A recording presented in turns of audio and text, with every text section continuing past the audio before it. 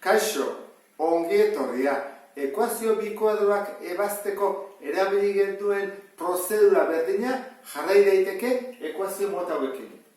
Baldin badugu segarren maila eta ben hirugarren maila, biak multiploak, edo zortzigarren maila eta laugarren maila, baita ere multiploak. Prozedura berdina jarraitu dezakegu.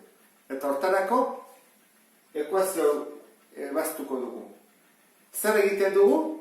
Egiten duguna da, hartzen dugu bietan mailari txikiena duna, berriru, eta horra jartzen dugu T dela isa berriru. Edo hemen, txikiena baldin badalau, T berdin isa berlau. Metoa berabiltzen dugu. Guk hori aplikatuko dugu hemen. Beste bide bat ere badago. Badakizu Ruffiniken ere saiatu gaitezke egiten. Orduan hasiko gara. 3 eta 6 multiploak dira. Orduan jarriko dugu, hau, isa berriruren ordez, T. Orduan, hau da, ber 6, horrelako bi, ezta? T berdi, gehi zazpi T, T bat bakarra, ken zortzi berdin 0. Bigarren mailako ekuazioa bihurtzen dugu prozedura hau jarraituz. Orduan zer egingo dugu?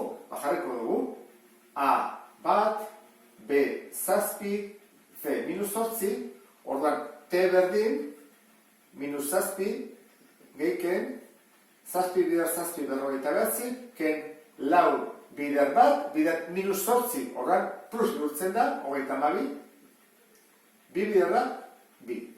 Orduan dugu, minus zazpi, gehiken, berrogeita behatzi eta hogeita hamabi, laurogeita bat. Eta hau izango da, bederatzi. Hemen bi T daude. T bat eta T bi. T bat izango da, adibidez batuket eginez, minus zazpi gehi behatzi daia bi, zate bi bat, T bat, eta T bi izango litzake kenketa. Minus zazpi, ken bederatzi dira, minus amasei, zate bi, minus zortzi. Teak, aurkitu ondoren, joango gara, isaren lekura, honea.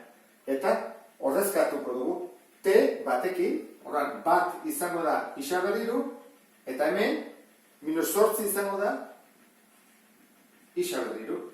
Orduan hemendik atako dugu isa, isolatu egin behar dugu, orduan pasatzen dugu hiru erro egitera. Isa berdin, hiru erro bat. Eta hemen ere berdin. Isa berdin, hiru erro, bakatu, aztu izaitala deno, minus zortzi. Zenbat balioko du isa batek? Bat bider bat, bider bat. Soluzioak aurkitu dugu. Minusek balio du, minus bat bider, minus bat ez. Horrak, hemen soluzio bakarra dago. Eta hemen, bai ez da, minus bi, bider, minus bi, bider, minus bi. Atatzen da, minus zortzi. Horrak, bi soluzioak hemen daude. Bat eta minus bi. Prozedura jarraituz. Eta uste dut horrekin, beste bide bat ikusi dazula eta ulertu duzula.